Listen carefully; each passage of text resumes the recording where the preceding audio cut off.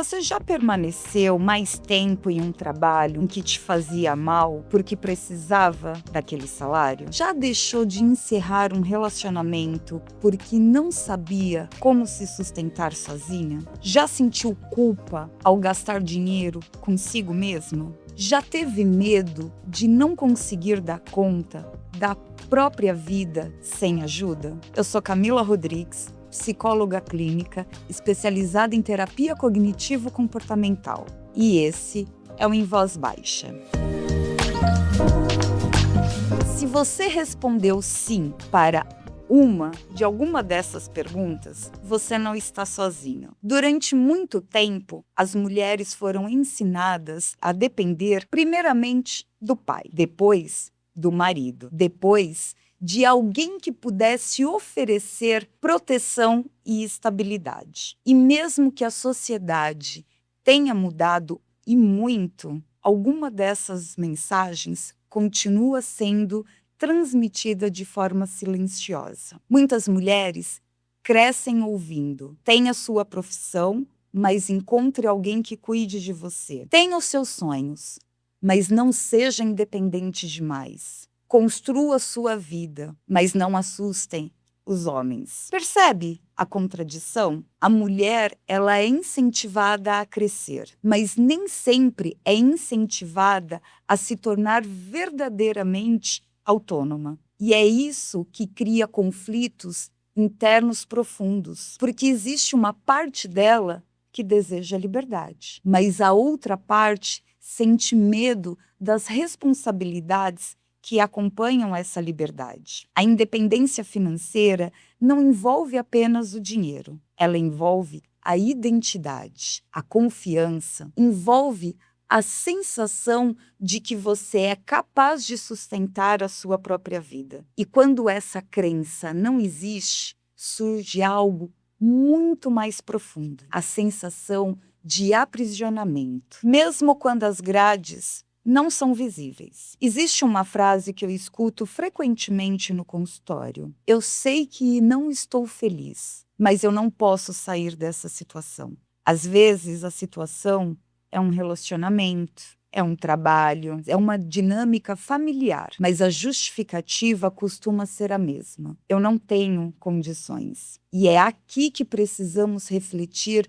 sobre algo bem delicado. Nem toda dependência financeira é econômica. Muitas vezes ela é psicológica. Há mulheres financeiramente capazes de continuar a sua vida, mas elas continuam acreditando que não conseguirão sobreviver sozinha. Outras possuem renda própria, mas vivem com medo constante de faltar. Outras ainda entregam completamente suas decisões financeiras a terceiros. Não porque elas não saibam administrar, mas porque nunca foram incentivadas a confiar em si mesma. A dependência emocional e a dependência financeira frequentemente caminham juntas. Quando uma mulher acredita que precisa de alguém para validá-la emocionalmente, ela também pode acreditar que precisa de alguém para sustentá-la. E quando acredita que não é o suficiente, tende a abrir mão do próprio poder, pouco a pouco, muitas vezes sem perceber, até que as suas escolhas deixam de ser realmente suas. E existe ainda algo mais profundo. Muitas mulheres foram ensinadas a cuidar de todos, mas não foram ensinadas a cuidar da própria segurança financeira. Elas muitas vezes aprendem a servir, a ajudar, a priorizar, mas não aprendem a construir a autonomia. E quando finalmente percebem isso, sentem culpa. Como se investir em si mesma fosse um egoísmo. Como se prosperar fosse algo inadequado. Mas não é. A independência financeira não é uma ameaça aos relacionamentos saudáveis. Ela é uma proteção contra relacionamentos abusivos.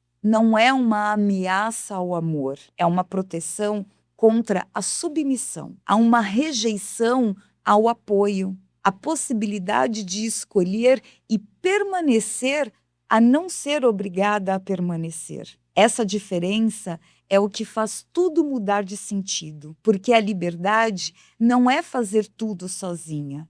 A liberdade é ter a escolha, e toda escolha exige autonomia. Como começar a construir a sua independência de forma emocionalmente saudável? Primeiro ponto: pare de enxergar o dinheiro apenas como o dinheiro. Dinheiro também representa possibilidades, representa escolhas, segurança, autonomia. Segundo ponto: observe as suas crenças. O que você ouviu sobre mulheres e dinheiro durante a sua infância? Mulheres bem-sucedidas, elas eram admiradas ou elas eram criticadas? Mulheres independentes, elas eram respeitadas ou consideradas ameaçadoras? Essas mensagens ainda influenciam na sua vida atual. Terceiro ponto: desenvolva a competência financeira gradualmente. Não precisa mudar tudo de uma vez só. Comece entendendo os seus gastos. Crie as suas metas. Aprende a organizar a sua vida financeira. Pequenos passos constroem confiança. Um quarto ponto: invista em você. Conhecimento, capacitação, desenvolvimento profissional, saúde emocional. Tudo isso amplia a capacidade de gerar oportunidades. E por último, não menos importante, pergunte-se: se o medo, se ele não estivesse ali, te incomodando, quais as escolhas você faria? Porque muitas vezes o que impede uma mulher de avançar não é a falta, não é a incapacidade, é a falta de confiança na própria capacidade. A independência financeira feminina não significa não precisar de ninguém, significa não precisar abrir mão de si mesma para sobreviver. Significa permanecer em um relacionamento porque existe o amor e não porque ela sente medo